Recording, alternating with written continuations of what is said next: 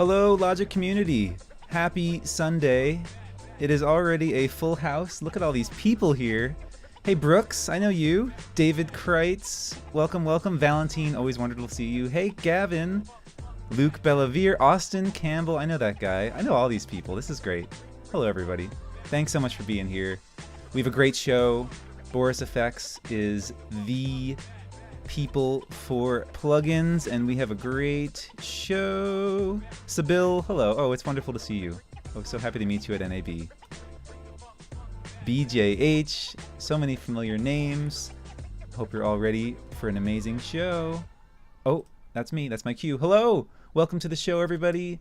I am your host, Jeff Kyle. Happy Sunday. Welcome to Logic Live episode 113. That is a large number. Thanks for being here. Before we get to the meat of this show, just have a few messages from our sponsors and some announcements. So let us head on over to our slideshow. This episode of Logic Live is brought to you by AJA, together with Flame since 2006. Hot Spring is the future of VFX outsourcing, connecting you to other artists from around the world, helping you to get your projects done. You can find them at thehotspring.com. And this is as timely as ever. Of all the days to redeem this one, today is the day. If you need Boris FX plugins, or if you are swayed by today's episode, you can save 15% on any Boris FX product, standalone or subscription, with the code LOGIC-2023 at checkout. We are also, of course, having a fantastic giveaway at the end of the show, so be sure to be registered for this show and be active in the chat, because you've got to be here to win the amazing prizes. We have a merch store with an excellent selection of hoodies, shirts, mugs, stickers, and more. And a few weeks ago, we added a few new exciting items. We have some Logic notebooks, AirPod cases, and iPhone and Android phone cases. We'll be giving one of these items away at the end of the show to a lucky winner. You can find the merch store on the Logic TV website with the merch button at the top of the page. Huge congratulations to the 2023 Flame Award winner, Soham Rawal. His work is right here on the screen, and it is some great stuff. Big shout out to him. And a big congratulations. That's an excellent achievement. Thank you to all of the patrons who are subscribed on Patreon. Your support is really what allows this right here, Logic Live, to happen, and what allows the Logic community to thrive and to grow. We're at 164 patrons as of this week. Thank you to everyone who subscribed in making this happen. If you'd like to support what we're doing here on Logic, not only do you get the peace of mind of contributing to an awesome community, but you also get access to some exclusive content, such as the post-show Q&A, where, for instance, today, after this show, we're heading on over to Zoom to chat with some more with Ben and Marco to answer some specific questions you might have about Mocha or Sapphire. Head on over to patreon.com/LogicTV and support for as little as $5 a month. Don't forget about the Logic Forum, because it is the go-to place to ask questions, have conversations, learn more about what the others in the community have to say. Our year-to-date forum stats for 2023 are right here, and we are clocking in at 1,358 users, 1.1 million page views, 5,000 posts, and a whopping 660 users on Discord. Speaking of Discord, if you're not there already, think about stopping by. It's where you'll find your day-to-day flame chats, questions, comments, hangout, a little more conversational than the forums, and a great way to ask a one-off question that doesn't need to get immortalized into the forums. Join the conversation today and click the Discord link at forum.logic.tv and come on over. Every week, more challenge coin shipments make their way to happy patrons' doorsteps. If you didn't know already, all patrons get a challenge coin, which is a hell of a deal. If you are the proud new owner of a challenge coin, it's always fun to share pictures of them on your desk, in front of your flame, or even at NAB in your limited edition life-size challenge coin bodysuit. And speaking of life-size challenge coin, Glenn Teal is something of a life-size challenge coin because he has accepted the challenge of helping to produce the Logic podcast. He's been doing an amazing job getting those underway with Amanda Elliott, and we'll be releasing new episodes all the time. If anyone has any suggestions for podcast topics or interview subjects, shoot a message over to Glenn on the forum. Reach out if you have any ideas on someone to interview, and then there's a solid chance Glenn will make it happen. While we're making things happen, some new tutorials have certainly happened over at Logic Academy. It may not be winter anymore, but we had a few solid new tutorials over the past couple months. Starting out with particles, Sinan Viral's Flame Particle System Part 2. Sinan is amazing. This is an excellent tutorial. He really demystifies particles and shows you some amazing examples of what you can do with Flame's particles. New tutorial number 2, Graziella Gandolfi explained all the ins and outs of Matchbox shaders and how to write your first one. Amazing and useful. I've used this the other day. My coworker who's in the chat, Austin Campbell, has used this before. Good stuff if you're curious. Amazing. These 2 videos join the rest of the Logic Academy series: Connected Conform, Image Node, NDI, 8-Minute Aces, Beauty Techniques, Setting Up PyPox, Machine Learning, Time Warp, My First Linux Flame, Logic Portal, Flame's Particle System. If any of these sound cool, check them out because they are all available for free on the Logic YouTube channel. Big shout out and thank you to Autodesk for sponsoring these videos.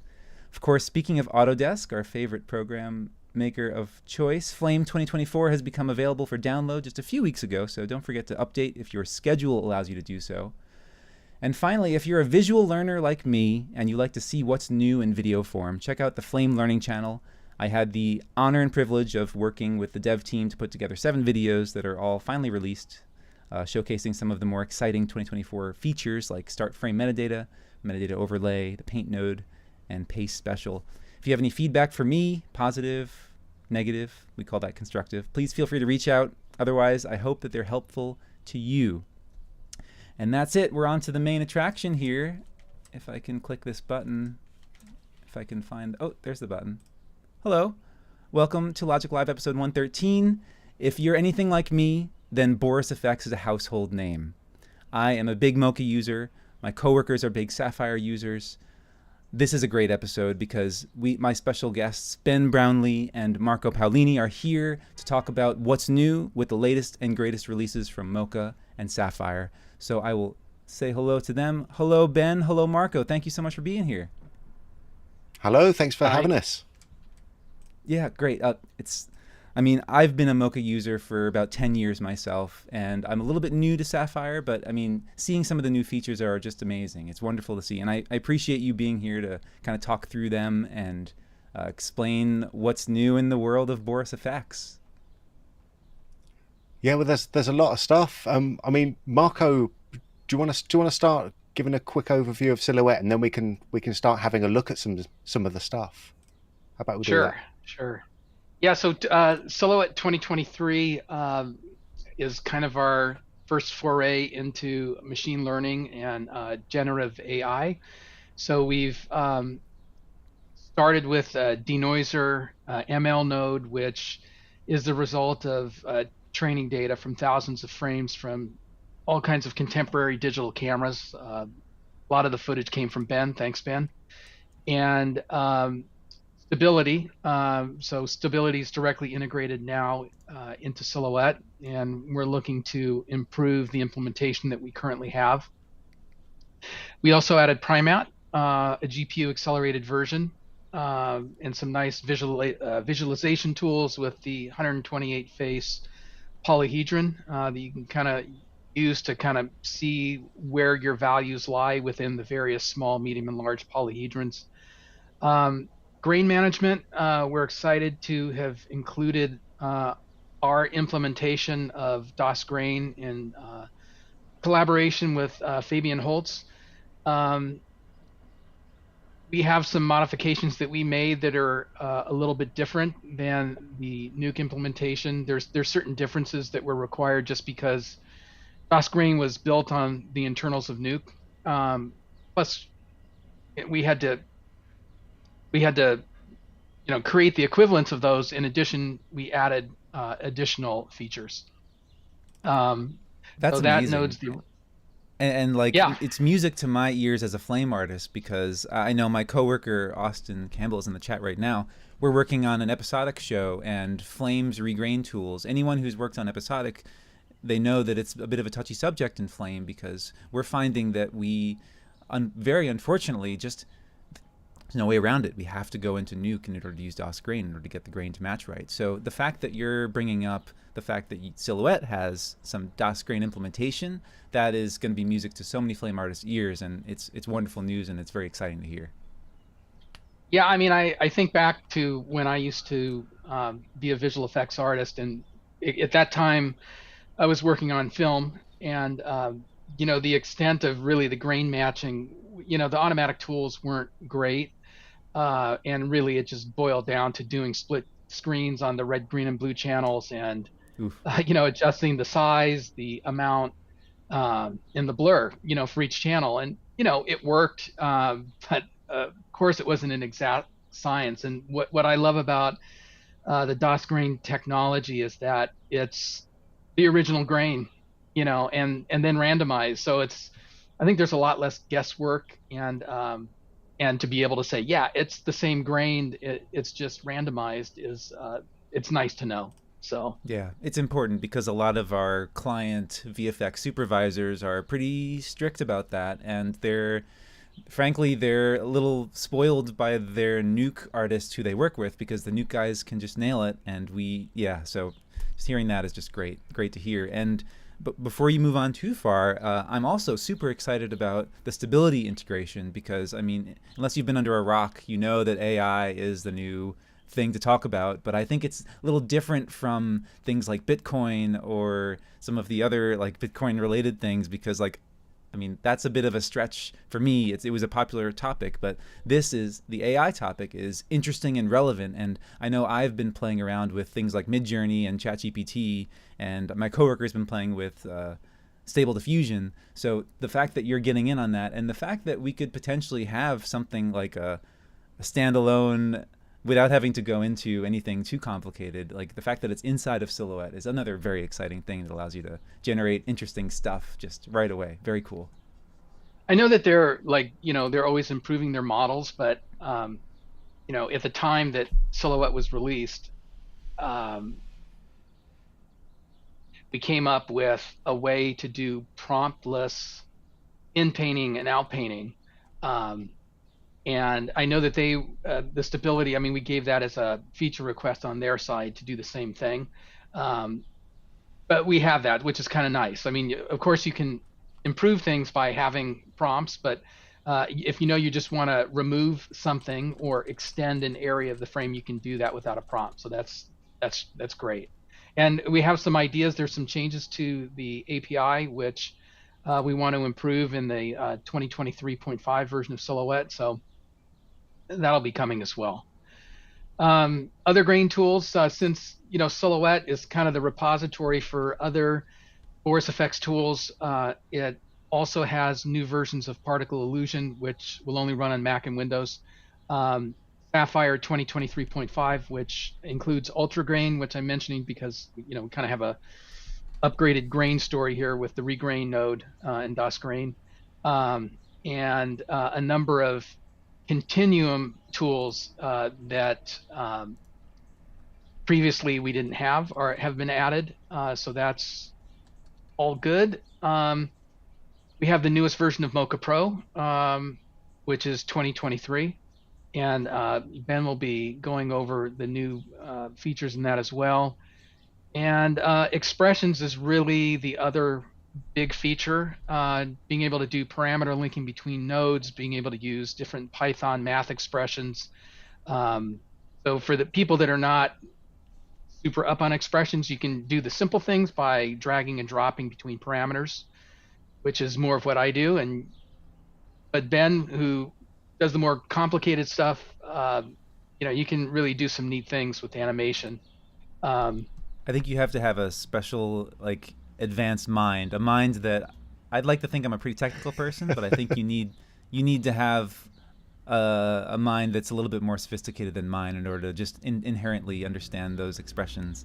But I've talked with people who are very good at that, and all the power to them because, man, I can't do that. Yeah, well, I still use a calculator, so Ben doesn't need a calculator. I need a calculator. But to Ben's point, the way that I'm able to use expressions is by looking at demonstrations like those from Ben, where he'll like show me how to do a complicated expression, and then I'll be like, okay, I'm going to copy that into a nice little Word document that I can then reference. Oh, I've got my it's a lovely little Google Doc called Ben's Useful Expressions that Wow. that I think is going to make its way onto our Discord channel at some point. So yeah, I mean I think that's one of the nice things about this is that I'm still we're all always learning stuff. That's why we're here today to learn about new things, and I'm the same. I'm always wanting to learn new things, and just to like you challenge yourself with an idea. It's like, okay, well, I know I'm brute forcing whatever project I'm doing at the moment. I'm sure there's a better way of doing it, and then you kind of like, yeah, in a moment of peace, you sort of figure it out, or you do what I usually do, hack something together that just about works, and you know, and gets you down across the finish line, and then hope that at some point you're going to actually go back and actually fix it and make it look pretty, but then end up using the hacky version for the next 10 years. So I mean, that's basically where my sights are set. Yep, you're speaking Well, the Ben, language of many of the flame artists here. We understand that very well. I'm going to stop talking, Ben, so you have time to do your demonstration. But one thing that did just come to mind when you mentioned that is we should take some of your favorite expressions, have them as presets as a pop-up menu that you can just invoke right in the expression line. I think would be. Oh, that's a good idea. Yeah, yeah. That's a good idea. Watching feature like requests unfold live in real time. And I just realized that before we go too much further, I failed to kind of give each of you the proper introduction, but maybe it was kind of nice to have you kind of draw the viewers in before I tell them exactly who you are. But for those who don't know already, to the farthest left, Marco Paolini, he's the product designer for Silhouette. And in the middle of the screen right now is Ben Brownlee, who's the director of production and learning at Boris FX. You'll find many of his tutorials on their YouTube, I think, and their website as well. So Yep. Wonderful. But before we go too far, we did have our first question, and it's a little bit of a hard-hitting one, and I think I might know the answer, but I need to ask because it was asked. The question comes from, if I can scroll up, Valentin Andreev, very smart flame artist and resolve artist, and he wants to know if there's any plans to release your grain management separate from Silhouette. Now, this is a question that I think many flame artists, I know there's another flame artist, Alan Letary, that's going to be the first question on his mind, and no pressure really, but we have to ask because the chances of us using the grain management aspect of Silhouette is very high, and the chances of us using some other features are not as high. So we just would be dying to know if we can get that separated. But you know, I guess I would answer back just to start with, and not to be cheeky about it, but to say how much would that be worth to charge? Because splitting things out, there's a lot of additional maintenance that's required to do that. I mean, obviously it's not impossible, but there's separate licensing, there's separate QA. Every time we make a change in Silhouette, then we have to spawn off different changes. So the same question could also be asked for, why don't you just have a roto-only node? Why don't you have just a paint-only node? Or why don't you split out the keyers? Because there's different markets, and each person is who's from a particular market is interested in something else. So somebody may be really interested in just Primat, and some of the other plug-in only products from Boris FX have what are called unit licenses, where they'll split off. Say in the case of Sapphire, you might be able to get a certain set of like lens flare plugins and glints and glows for a lesser price. We haven't done that with Silhouette, but it certainly doesn't preclude us from doing that in the future. I think we have to make it worth our time. If somebody's only think it's worth spending $50 for the grain tools, probably not. But if it comes up to a certain amount where it's like, okay, yes, that's worth our time, then maybe. But it doesn't also preclude, for instance, Continuum or Sapphire from taking what we've done and also selling that as part of their tools. Probably Sapphire's the better choice, only because they have a Linux version where Continuum does not. So yes, it's possible, it's doable. We just have to look at, whether or not it's worth our time. It's great to hear, and if Alan joins us for the patrons Q&A, I'm sure that's going to be the first thing on his mind. And to partially answer your question, but I do want to move on. It's to put it in perspective. I think some flame artists out there have purchased Nuke for one, and one of the only reasons that they're using Nuke is DOS Grain. So Nuke is pretty expensive, and I think they're looking for this kind of middle ground of like not quite as expensive as Nuke, but maybe a little bit less expensive than the full-fledged Silhouette. But again, that was a great answer. Yeah. Thanks for giving us some hope. It's awesome. You're welcome. So now I think we're moving over onto Ben, who's going to be kind of walking us through what's new in Silhouette for now. Excellent. Yeah, I think we can definitely arrange that. Well, hopefully you can see my screen as well. It should be doing something. Excellent.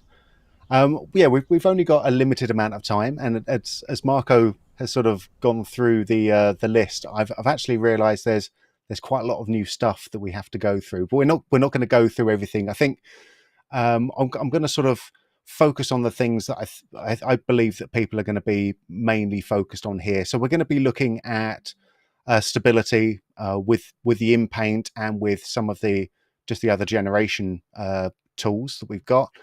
I think we should also spend quite a bit of time on grain management, and I also obviously want to get to Mocha Pro. So we'll sort of weave in and out of those different things, I think.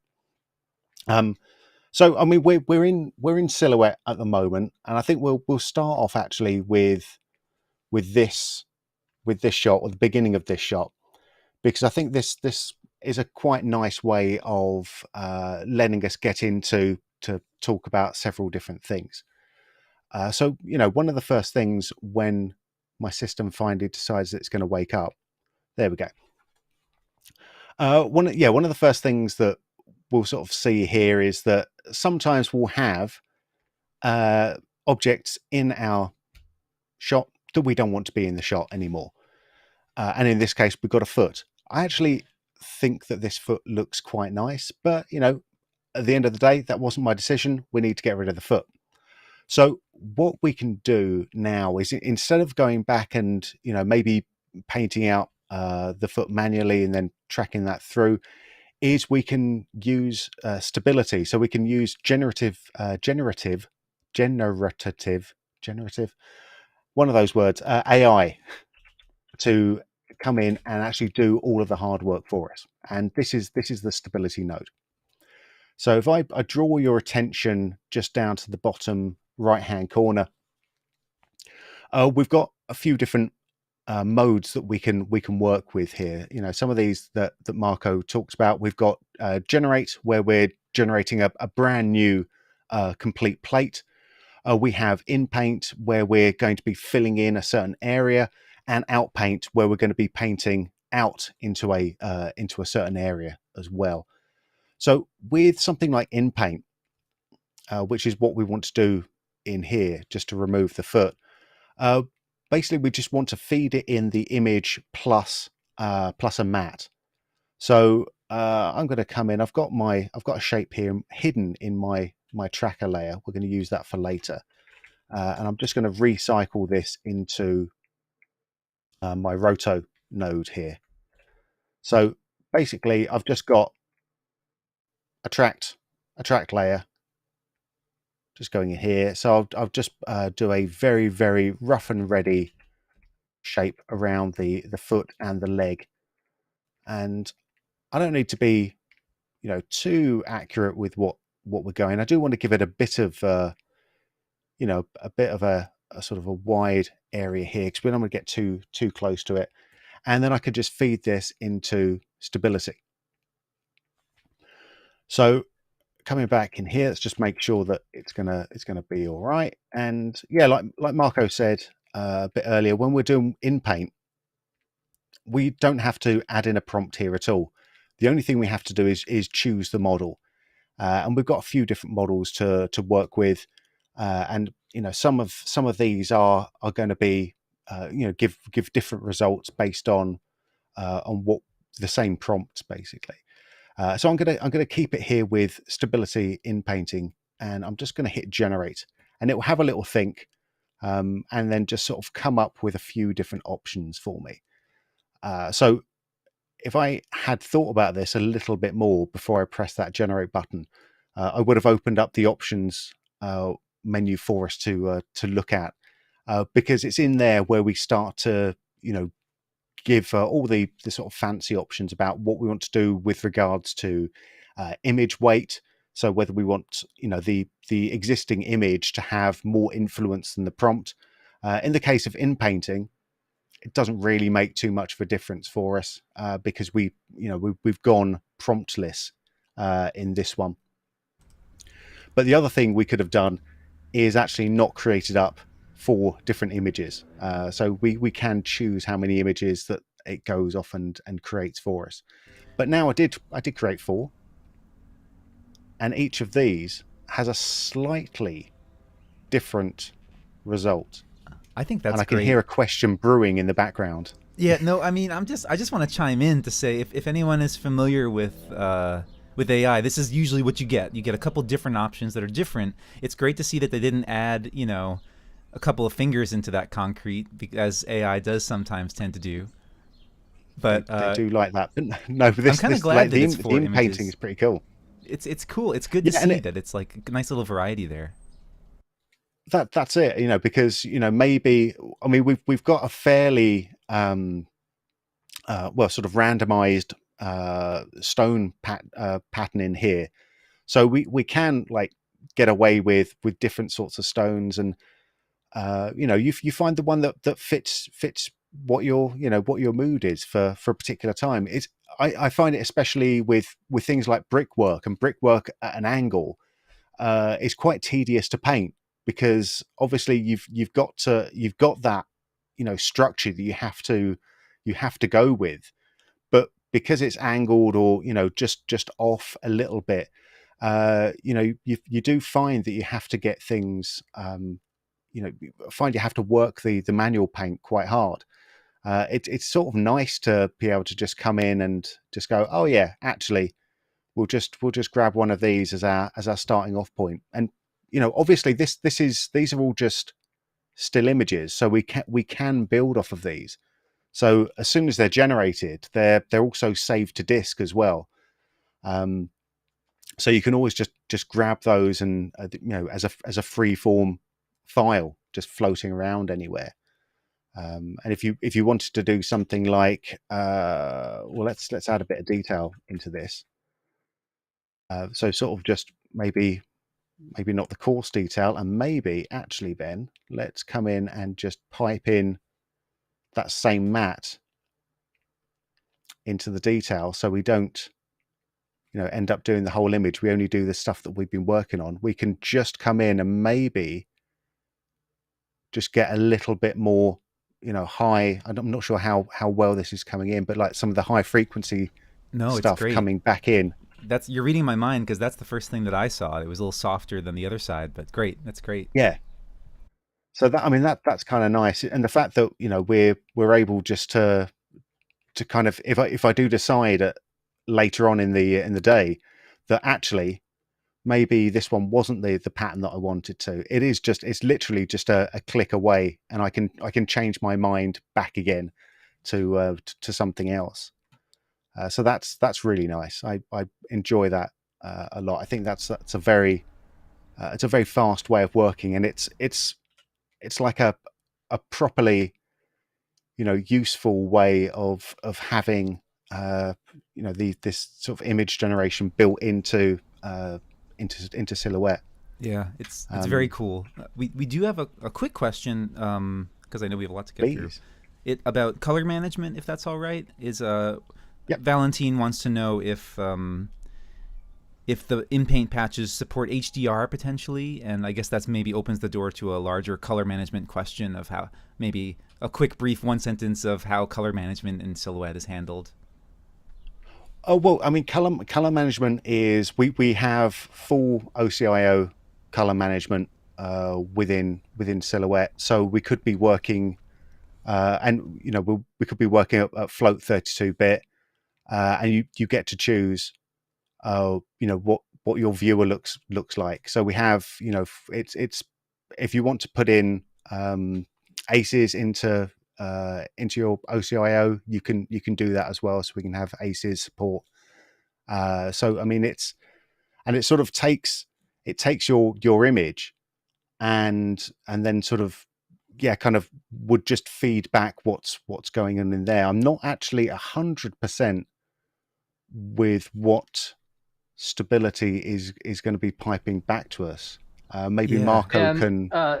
yeah, stability is limited to 8-bit. Um, so if you're in a 16 or 32-bit float session within Silhouette, it just gets promoted up. So, there is that limitation at this point. Yeah, that makes sense. And I guess another follow-up question is asking if there's any color space transform nodes that would maybe possibly help that along. Yeah, we've got color space things. In fact, if I type in OCIO here, we've got OCIO color space to transform between different color spaces. We've got OCIO display to put in a just a display transform, which is similar to the one that we have up in the viewer. And we also have OCIO LUT, so that can bring in a custom LUT at that point as well. And if you're in the standalone version, then you have access to the Sapphire OCIO transform, which gives you, similar sorts of transformations. But yeah, you've got that directly within the node tree here. Great, thanks. Cool. Well, let's shift on a little bit. Actually, no, hang on. I'm gonna do one more thing because I've just remembered a little trick that I wanted to do here. Let's just come in. I've got, like I said before, we've got the layer already tracked in. This is something I'd forgotten to do, so I was just doing it as you were doing the intro to here. So basically, I'm just going to match move in my frame, which is all very nice. And obviously we want to bring in a little bit of motion blur into that too. So I'm going to just bring this up. So again, we're looking at the bottom right-hand corner. And this is sort of talking about how easy it is to start using expressions within Silhouette. Because one of the things that I always do is I'm always kind of, I always have my shutter phase at minus a half of what the shutter angle is. So if the shutter angle is 180 is at this point, I want my shutter phase to be minus 90 so that stuff is sat directly in the center for me. And at that point I can then judge, depending on what the movement of the camera or what the plate actually is, to, whether that shutter angle is appropriate or not.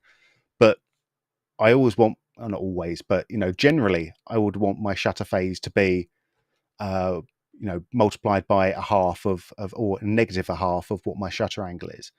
So what that used to mean is that I would be sort of just changing 2 parameters each time to sort of figure out what was what. With expressions, obviously I don't have to do that anymore. So to sort of make sure that my shutter phase stays in lockstep with the shutter angle, I just have to drag and drop shutter angle onto shutter phase, and it types that down in there for me. It's going to be rather little, I understand that, but you can probably see something moving as I go multiplied by minus 0.5. All of a sudden I have a nice valid expression again. And so a shutter phase now is going to be locked, but every time that I change this, it's going to move it into the appropriate amount for me. So that's just a little thing that I do all the time now. That's great, and it's easy to use. It looks like, and it's smart. It's so easy. It's so easy. It's like we're just linking parameters together like this. It's just ridiculously simple because you don't have to do any sort of copying and pasting or anything. It is just drag and drop, and then you change the you change the either the offset or the multiplier just with simple maths there, and keeping things simple is what I like to do, definitely. So you don't have to sort of keep a lot of stuff in your brain. If you've got any sort of high school maths is more than adequate for these sort of expressions. Honestly, in fact, Yeah. in many cases it's overkill. And that was a great segue So into the that's good. expression aspect of the new features here. And I know that I think I happened to take a glance at one of your videos that you created for the release of Sapphire, and there's just a lot of fun that you can have with not just the in painting, but kind of and I love that it says dreaming when it's coming up with what it's doing. I think Oh that's a yes. cool, apt description. It's fun to see all the stuff that you can do with Stable Diffusion inside of this, as for like generating new parts of the image that weren't there previously. That's a lot of fun, but It I really realize is. if we don't have time to dig into that today, that makes sense. Well, I mean, let's. I know time is always ticking, but let's move into that. I'm going to skip over some of the other stuff. Hopefully I'll loop back around to it, but Yeah. I think this is kind of fun, and also hopefully a bit useful. Well, I'm going to just actually quit out of this here. Oh no, there we go. It's popped in. Where are we going to do this? All right, I'm gonna go over here. I'm not going to do like this is just like it's a little green screeny thing. I'm not going to do too much with this. I will stick Primat in here because it's going to be a very quick solution for what I want to do. And so for those who don't know, Primat is a very lovely keyer, but I need a foreground and a background for it. I don't need it, but I want it. So I'm gonna create a background for my girl here, and I'm going to use stability to do that. So let's just add in a little stability node, and we're going to look at the other sort of mode that we have here, which is generate. So this is where it's going to just be generating stuff out of nothing. It's going to be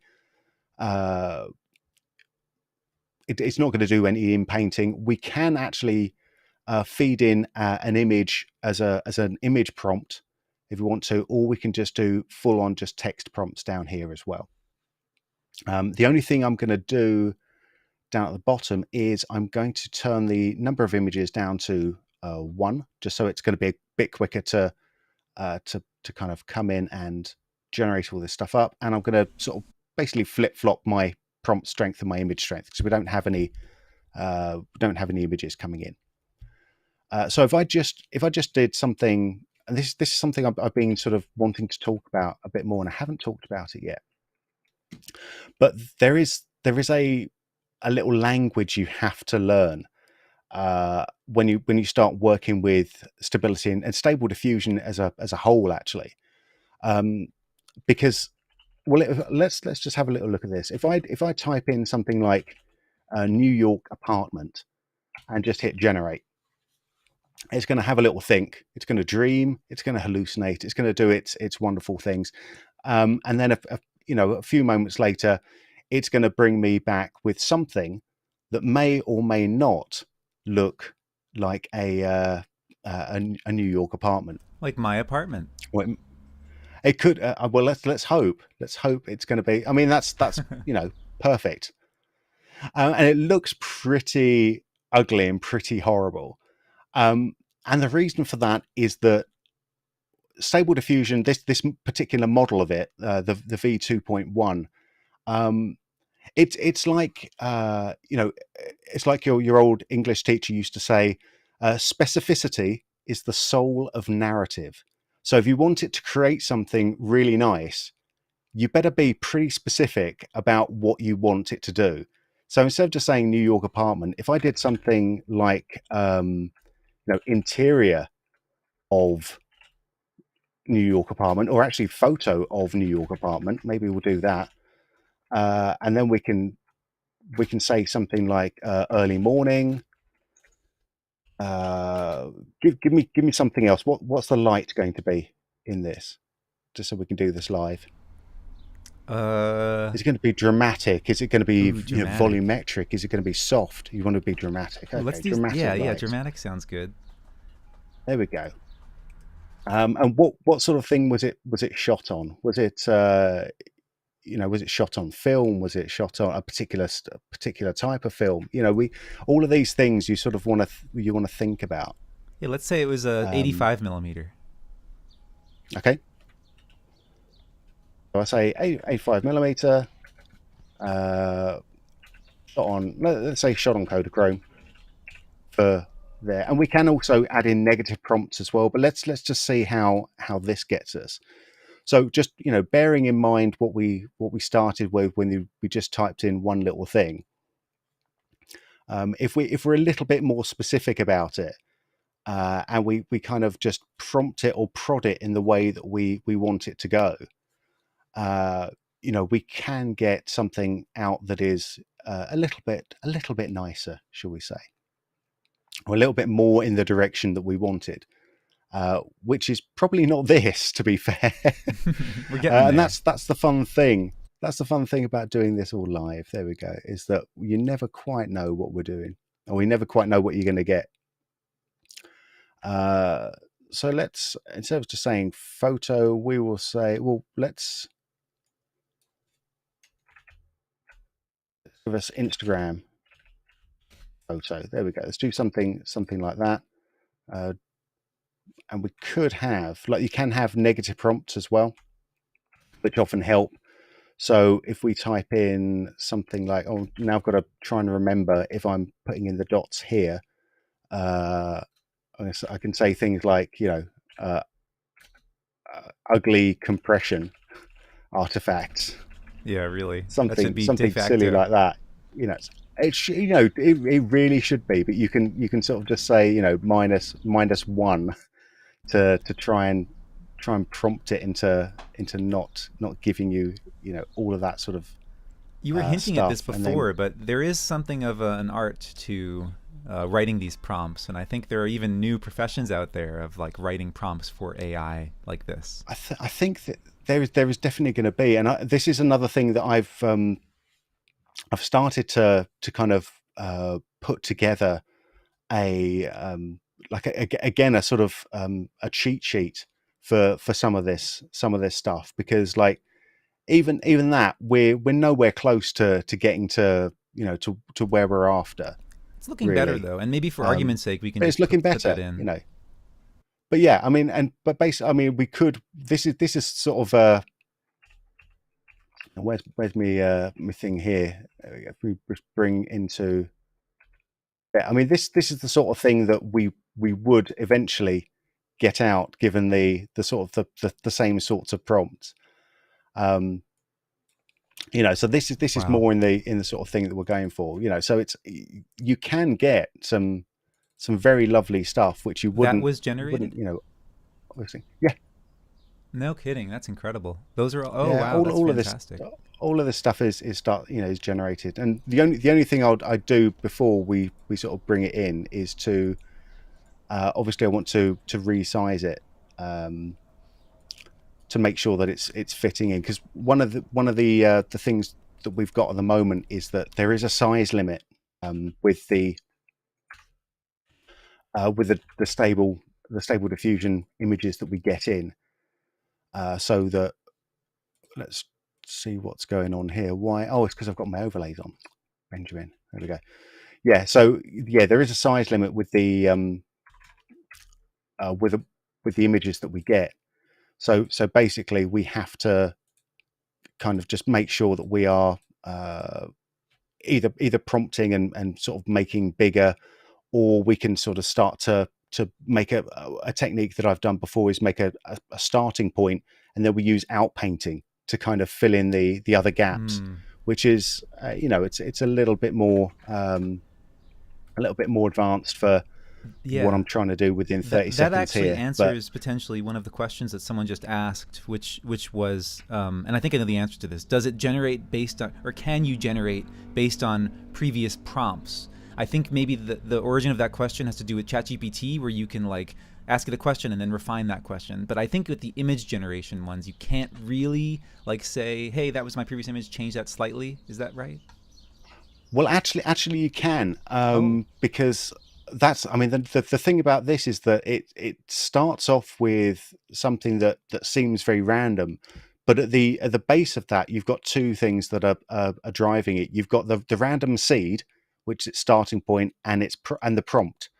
So with those two things, if you keep the same random seed and then you just refine your prompt, you'll actually be able to iterate on that prompt and get an image that you want a bit more. Let's hang on a sec. I've actually got, if we've got 13 seconds, which is hopefully the amount of time it's going to take me to find my folder of where I've actually done that.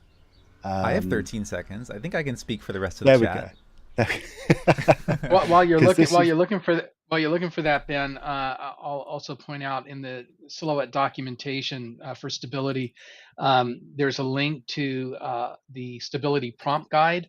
So they kind of lay out the way they would suggest doing it and the various things that you can and can't do. So it's kind of a good, I don't know, it's probably 6-7 page read, but it's well worth reading. And of course, knowing what options are available in the stability node as far as whether or not you just want to look at your image strength and prompt strength, depending on whether or not you're using an existing image. And based on those settings, you start to get a pretty good idea of what you can expect. The other thing you could do for refinement is that if you've got really close, you could technically use that image that was produced and pipe it into another stability node and then refine it from there. Yeah. You could do that. Yeah, that's another thing. Like, so basically I've just dumped a whole load of images in here, and I'm hoping that at some point I will be able to see them, because this is showing, like, literally just showing the same that prompt that I was sort of going with, and just kind of refining this using the same seed the time and time again, and you can start to see how some things kind of begin to sort of coalesce around each other. Yeah, that's a great. I didn't know you this could is do where that. that's basically where where it's going to start to come together for you, and there is this learning process, and I'm still learning. That's the thing. It is all very new, and there's lots of techniques that we're trying to figure out and work through. Yeah, it's amazing. Are you limited to just Stable Diffusion, or can you import other models, or is it right? Or for now? At the moment, it is Stable Diffusion, and the reason for that is because the API for stability is very straightforward to work with, and that's basically that's the long and the short of it. Yeah. If other generating generative AI services start to provide AI APIs, maybe that becomes a bit more of a possibility. I think, Ben, that DALL-E has a API that could be integrated as well. That's something that we could do.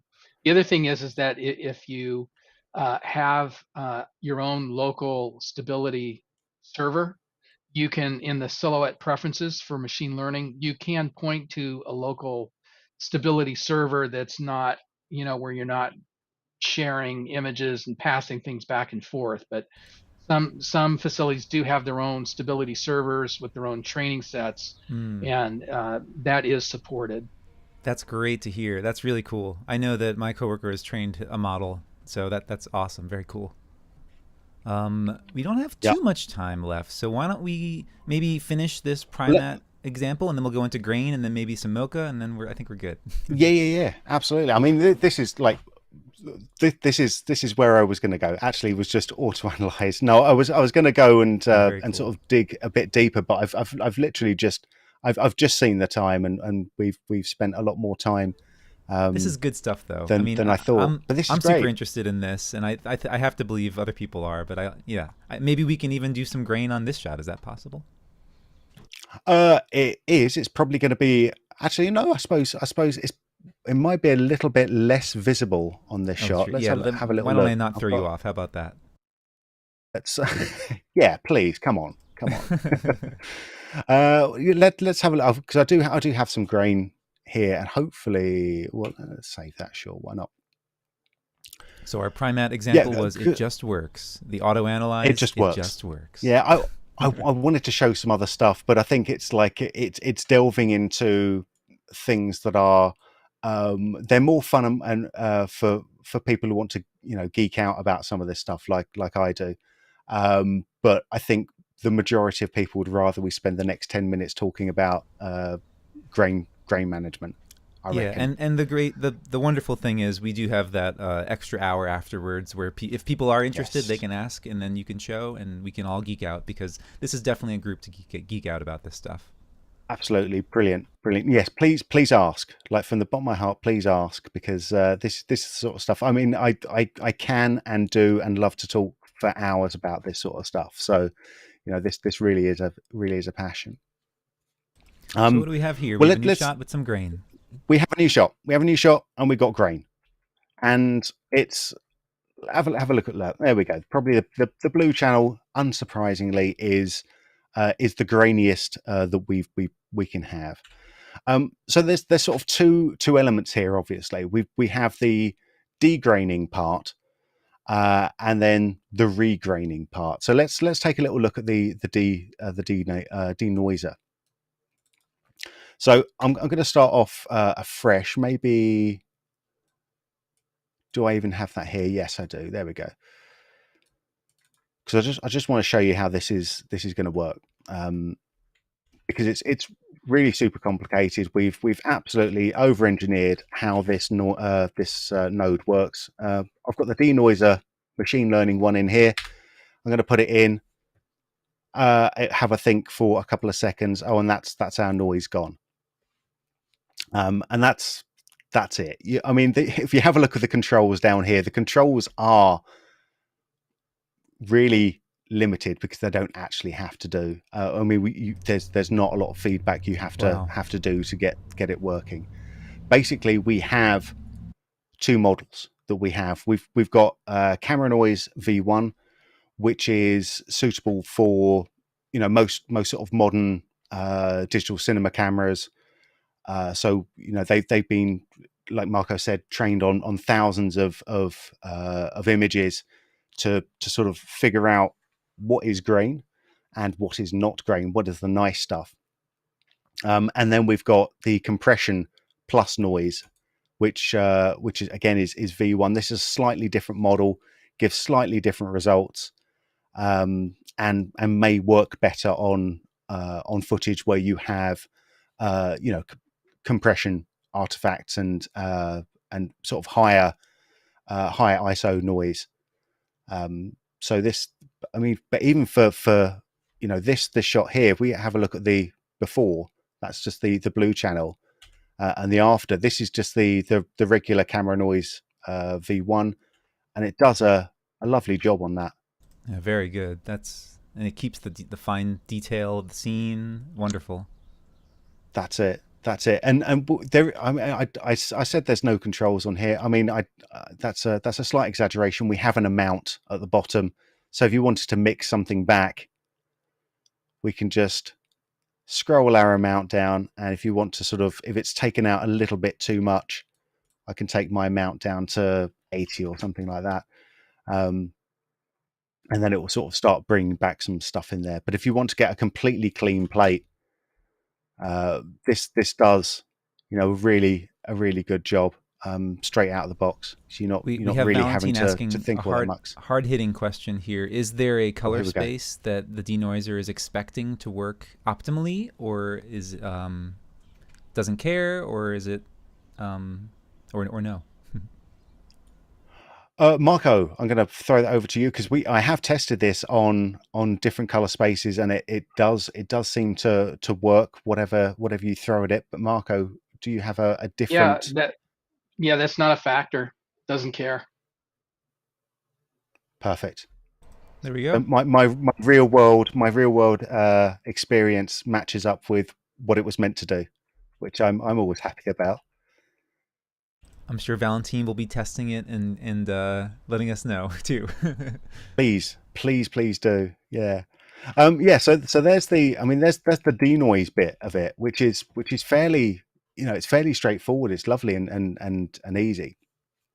As for sort of bringing stuff back again, that's where we have the regrain noise. The regrain node, and this has a few different elements we have to bring into it. So first, you pipe in the original plate, which is what we've got up at the top.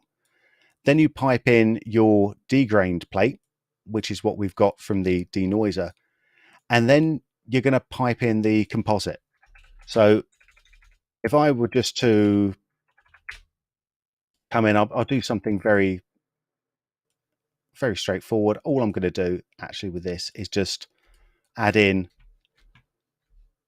a lovely Silhouette logo in there. And mainly because it's got a lot of very sort of clean areas here, so there's nowhere to hide really with this. So what we then do is I'll plug in that composite into the regrain. I'll tell it to have a little analyze, and it will have a little think. You can decide how much analysis you want in terms of frames or sample count. Before you do it, obviously, the fewer frames that you analyze, the faster it's going to go. But you may not get the result you want out of it. And then you might need to come in and adjust the grain strength, which you can do afterwards. But let's sort of sit through our samples. This is a question from me. Is there any way to know if I forget that the first green box is the original plate and the second one is the denoise and the third one's the comp? Is there a way that I can refresh my memory on which one is which? Absolutely. Yeah, with any node, anytime you hover over a particular input or output, if you look in the bottom left-hand corner of the screen, it will always tell you what that input or output is doing. And if you hover over long enough, it will give you a little tooltip to say, "This is me, remember." And you go, yeah, no, I remember that. Just not when it's regraining, right? Just not when it's regraining. That's it. But if you sort of just hover now, there we go. Oh, that's my plate. I see it in the bottom left. Yeah, I see that. Great. There we go. So yeah, I could also bring in a mat as well to confine this to the area that I was going. But let's sort of zoom in and have another look. I'll go back to the blue channel. We'll take a wee little look here. You can see that the grain type on the let's go before and after. I'm going to try and see if I can remember. Well, actually, let's go back here and take a snapshot, because that's going to be easier. Snap, and then I could just wipe before and after over the top there. Nice. And if I pipe in this in here as well, I'm not even sure if I have to do this, but if I do pipe that in as well, I think that gives us, that doesn't even touch the original grain. So we've always got the original grain on the sort of back plate, and we're only regraining the new stuff on the composite. Very cool. And that's true if you're not scattering. But if you scatter, it scatters everywhere, but not if you're using the mat. If you use the mat, then it only scatters within the alpha, and then everything else is untouched. That's good to know. There we go. We got it's kind of what you said, but yeah. No.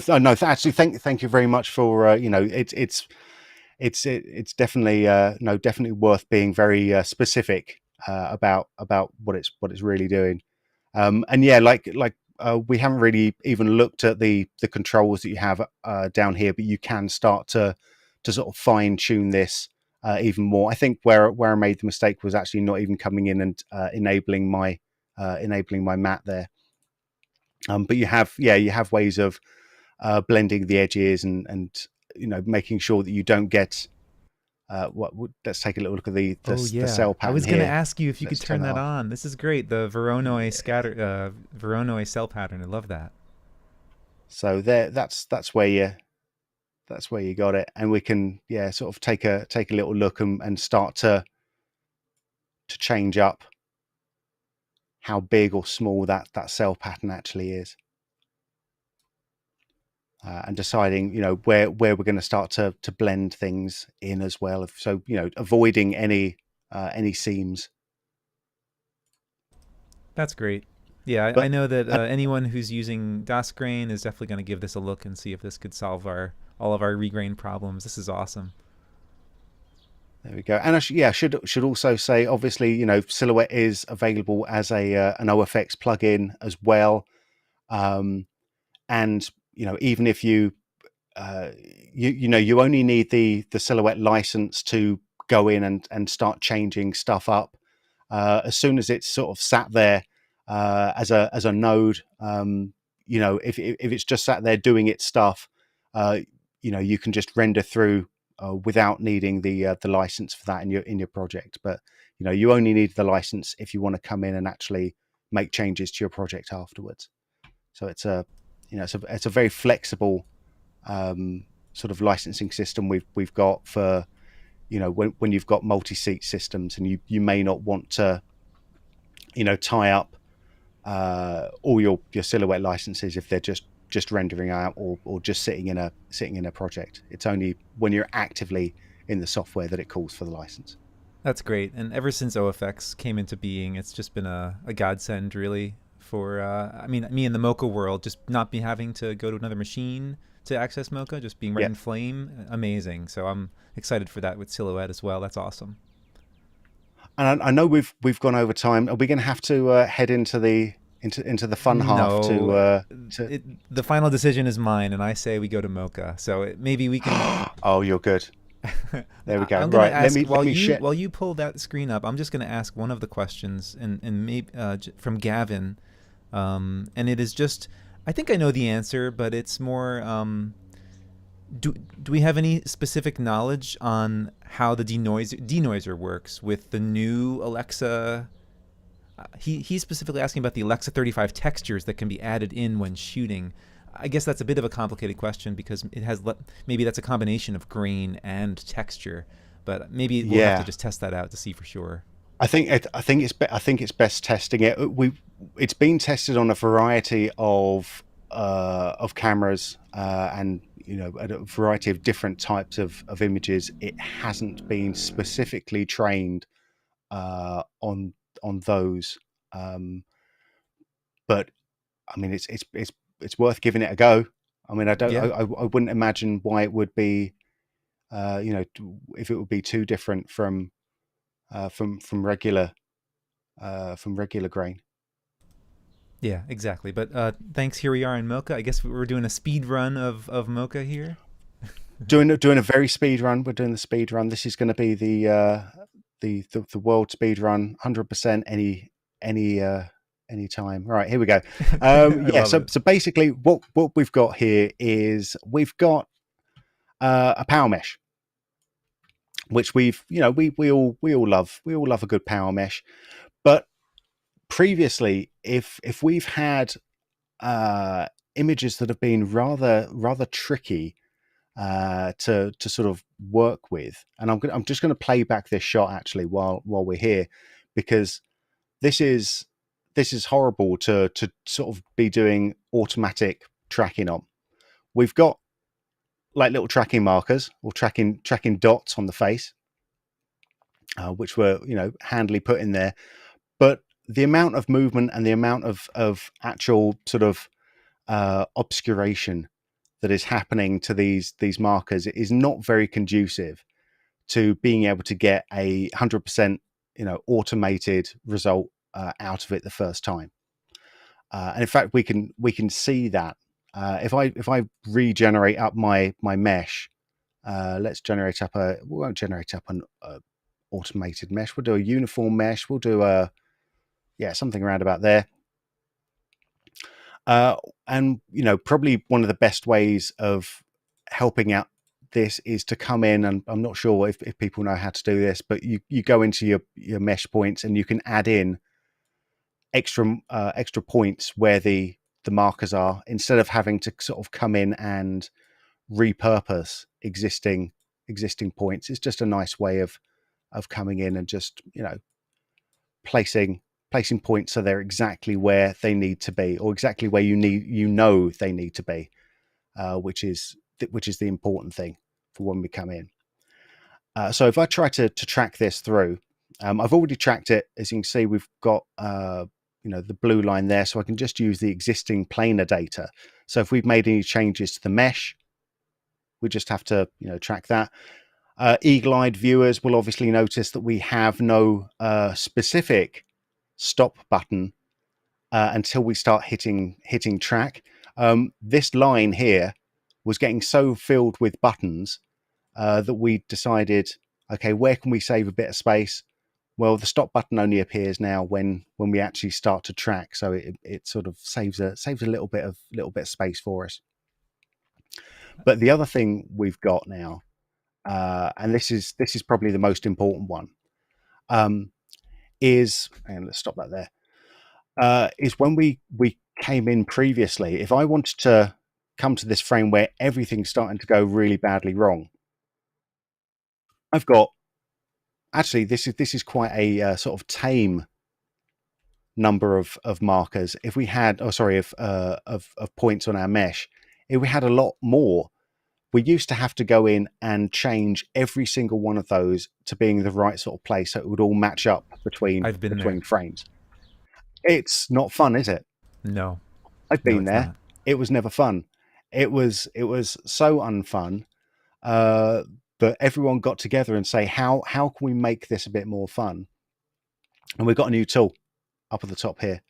And this isn't specifically for mesh, but I find this helps out immensely with mesh. And this is our fall off tool. So instead of coming in and just doing one individual point at a time, if I hold down the control key and just sort of scrub back and forth, I'm now getting a brush with a fall off. So that's our radius and our strength. And I can come in and I can start moving multiple points of mesh simultaneously. And there's nothing more satisfying than moving one point into place and all of the other points coming exactly where they need to go to, because at that point that you've actually got your brush the right size. I can see I've not got my brush the right size there, but you can, everything starts to sort of fall into place a lot more, and it gives you, not only does it save a ton of time with you having to make any changes to the mesh, the actual result that you get at the end of it is much more, seamless, because, of course, anytime you make a manual correction, you're going to be adding in some manual error into there. So the more stuff that we can do there. Yeah, it's rarely one point that you're going to need to adjust with things like this. So this is amazing. Exactly. This is wonderful. So this is lovely, and this is something where we can, start saving up a ton of time with sort of more complex shots, or even less complex shots. But it's with the more complex shots, obviously they're more painful, so you feel it a lot more. So this tool is going to be a lot better for you. There's the whole point of this work. This 2023 release for Mocha was actually about solving pain points that users had. So it was decided that we would go through the feature request list and just go and see see how many we could get done before the release date. So things that have been niggling people for years, it's like, okay, something like, well, I've got all of my tracking data here, but most of that data is rubbish, and I want to get rid of it. What do I do? Well, easy. You go into the dope sheet, you find the layer that you're working on of maybe the tens of layers that you're working in. You scrub to the end here, you go blum, bum, bum. It's not easy. It was a bit annoying. So now if you want to get rid of all the keyframes, including track data, you go, oh, okay, well, let's show the track data keyframes by turning this into a manual track. And then we just delete all of the keyframes backwards. And now all of that layer is just untracked or ready to be retracked again. And that is great. You know, I've again, this is another one that I've been there. I've been there many times, and I'm a connoisseur of the dope sheet because of that. But this is a wonderful, wonderful improvement. Yeah, exactly. And like even when you don't have to, like I'm a big proponent of when you're retracking bad data, get rid of the bad data before you retrack it. Yes. Mocha's not meant to care about it, and yet in my heart of hearts, I know that sometimes it does. So I'm always a stickler for getting rid of the bad data before, you know, putting good data back down again. And this those two little buttons now have become a very firm part of my of my workflow. So just manual track, delete backwards or delete forwards depending on where, you know, what you're doing. That's a huge thing.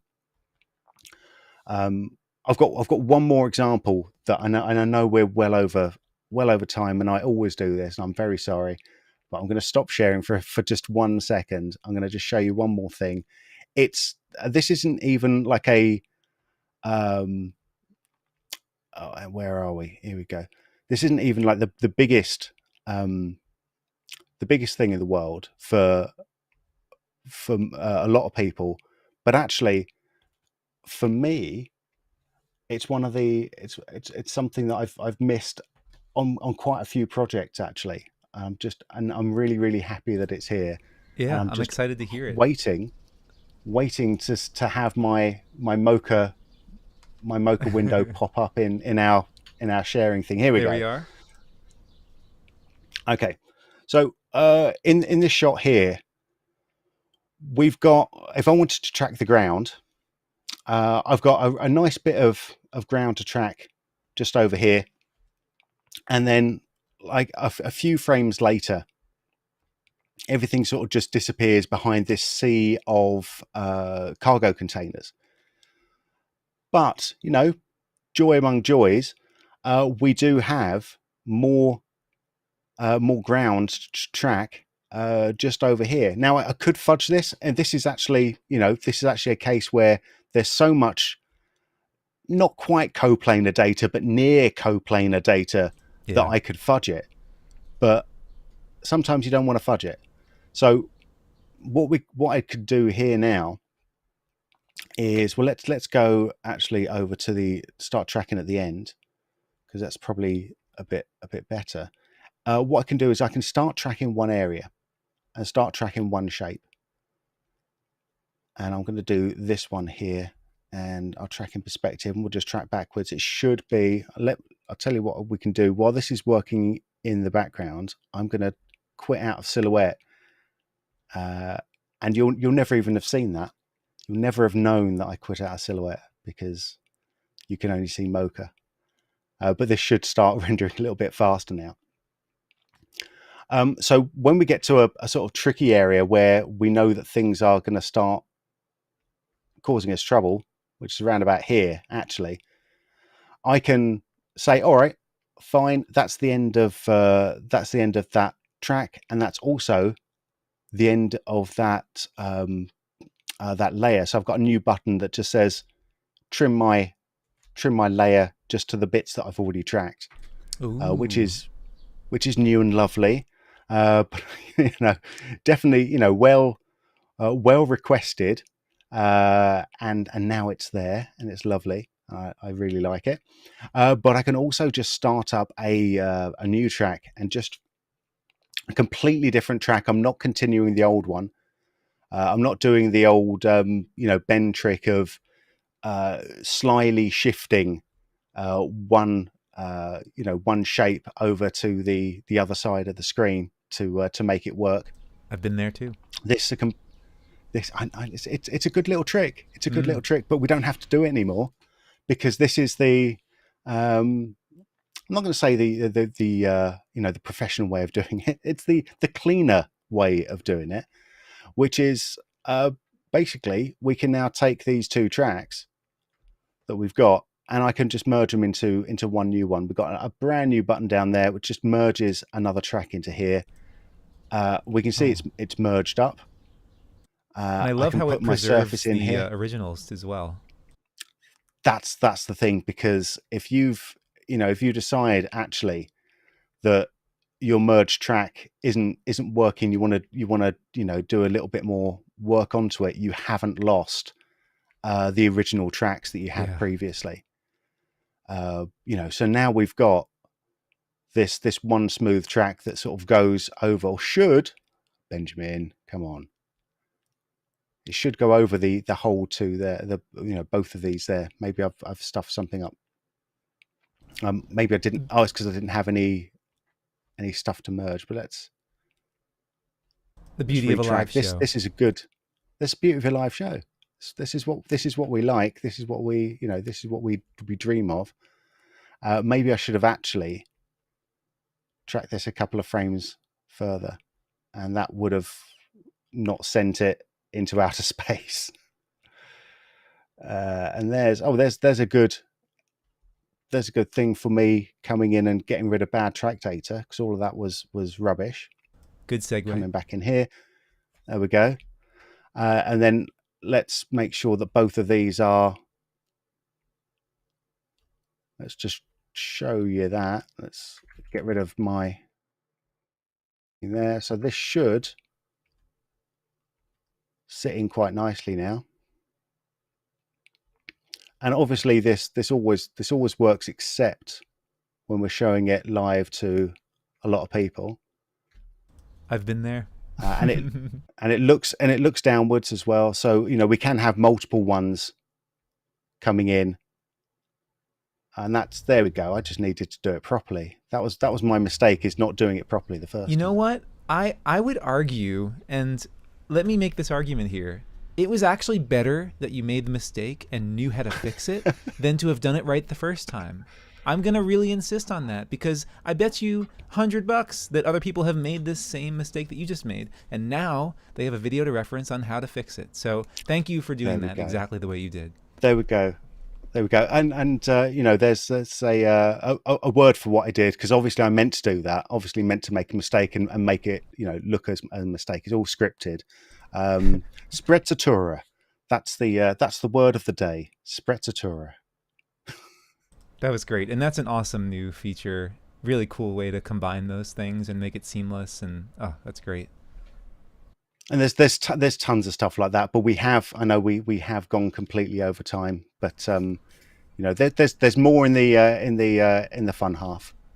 That's great. It's funny. There must be something in the air, because Autodesk, with its new Flame release, also focused heavily on user requested features. And obviously you don't work closely with Autodesk, but it's funny to see that Mocha has gone the same route as Flame this year in terms of what it's released and how it's released them. That's cool. That's good to know. Excellent. Yeah, I mean, there's so many new features that if you're just looking at a list of them, you just go, oh yeah, okay, that's fine. But actually, if you're sitting inside a Mocha, you'll know that each and every one of those things that have changed have been done to make your life easier, or make a job go faster. That's the beauty of it, and it's really, really nice to see. And like so many of these things, you sort of say, I sort of said it to myself, and I shouldn't say it to myself. Now I work at Boris, but you say, well, why didn't this come? Why didn't this come 3 years ago or something? It's like, well, there's never been the time for it, because there's always been that pressure to put in big new features and to push things there, and then but the artists, the people who are actually working in it day in and day out, they need their love as well. And that's really what this has all been about. It's about sort of servicing the users this year. Great. Well, wonderful demo. Thank you for that. And thank you, Marco, for all the insight into Silhouette. Thanks for being here. Thank you very much. Thanks for having us. Yeah, appreciate it. And I'll see you over in the Q&A that we'll do right after this. I'm just going to wrap some things up, and I'm about to do a big old giveaway here. So it is now prize time, everyone's favorite part. And as a reward for sticking through and sticking around for as long as we have, it is time to give away some amazing prizes. Let me make sure that I'm ready for prize time. Prize time. Prize time. Oh my. Where's my face? There's my face. Oh, we're in the center. Okay. We have some amazing prizes to give away here. The first prize is 1 annual subscription for the Adobe /OFX plugin and standalone for Mocha. This is valued at just under $600. So who will be walking away with an amazing Mocha year subscription? And you have to be here to win. Oh my God, it's Austin Campbell has just won a Mocha. Would you look at that? Congratulations to Austin, who's won a Mocha. The next prize we're giving away. I know that guy. This is great. The next prize we're giving away that wasn't planned. We're giving away 1 annual subscription for again Adobe /OFX plugin and standalone for Silhouette. Silhouette, with all of its amazing regrain features and degrain and stable diffusion and painting. This is for that. So good luck to this lucky winner who's walking away with some Silhouette. Bernd Hildebrandt. The question is, are you here in the chat? Bernd Hildebrandt. I did insist that you have to be here to win. So let's see. I'll give you a few seconds to kind of say hello, that you're here, Bernd. I know who you are, but I want to make sure you're here because we got to reward those who are here. So while Bernd is finding his keyboard, why don't we give away our last prize, and we'll see if Bernd is here.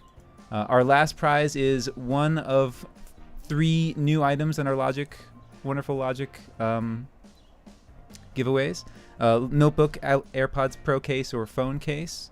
Let's see who's walking away with that. You don't have to be here for this one. So it is Daniel Ramirez. Congratulations. You get to choose. You get to choose. Okay, so I don't see Bernd, unfortunately. So let's see if we can get another lucky winner for Silhouette. BJH. Oh, is BJH Bernd Hildebrandt? Oh, I didn't know that. Wonderful. Okay, hey, Bernd. Great. Glad to see you. It looks like Bernd Hildebrandt is walking away with a wonderful copy of Silhouette. Oh, a happy ending. A very happy ending. Wonderful, wonderful. Okay, congratulations. Amazing prizes. Bernd Hildebrandt, congratulations. Oh, thank you so much for being here. Congratulations to everyone who won. Let's close this show out and we'll head on over to the patrons chat. Keep your eyes peeled, everyone, for upcoming shows. Nothing scheduled just yet, but we'll be announcing them in all the usual places. If you haven't already signed up with the forum, head on over and do so at forum.logic.tv. While you're there, why don't you sign up and head on over to the Discord, where we're having some of our more informal chats and hangouts. This episode of Logic Live will be available on the website later on today. We have new episodes of the Logic Podcast. Glenn Teal chatted with none other than John Agg, who, if you've been around the block a few times here in the Logic community, you would certainly know his name. He's the flame artist of Australia in my book and is pretty amazing at what he does, doing everything from editing to finishing and everything in between, all on Flame. Go check out the podcast and learn about his story. We have reached 1,800 subscribers, specifically 1.85K. It is growing and growing, and that is the goal. But if you haven't already, please hit that subscribe button. It does help. If you'd like to support what we're doing here on Logic, please become a patron by signing up at patreon.com/LogicTV. Congratulations to the winners of today's amazing giveaway, Austin and Bernd. That is an awesome prize. And also Daniel Ramirez. Be sure to check out the Logic merch store to pick up your own Logic merch, especially our new notebooks, AirPod cases, and phone cases. A big thank you for being here and also for sponsoring Logic Live. If you'd like to save 15% on everything they make, and you didn't win anything today, you can use the Logic-2023 discount code at checkout. Big thank you to AJA for sponsoring Logic Live. They've been together with Flame since 2006. And a final thank you to Hotspring. They are the future of VFX outsourcing, connecting you to other artists from around the world to help you get your projects done. You can find them at thehotspring.com. And that brings us to the end. Thank you, everyone, for being here. Where is my mouse? There it is. Okay. Thank you for being here, everybody. Thank you, everyone. Thank you to Ben and Marco for giving us their time on a Sunday afternoon. Both of them are generous enough to give us one more little bit of their time, and they'll be joining us over on Zoom to take part of the patrons' Q&A, to dig a little bit deeper into Mocha and Silhouette, answer any questions that you might have. I'll see the patrons over there, but for now, thanks again for being here, everyone. I appreciate you all. We'll see you next time here on Logic Live.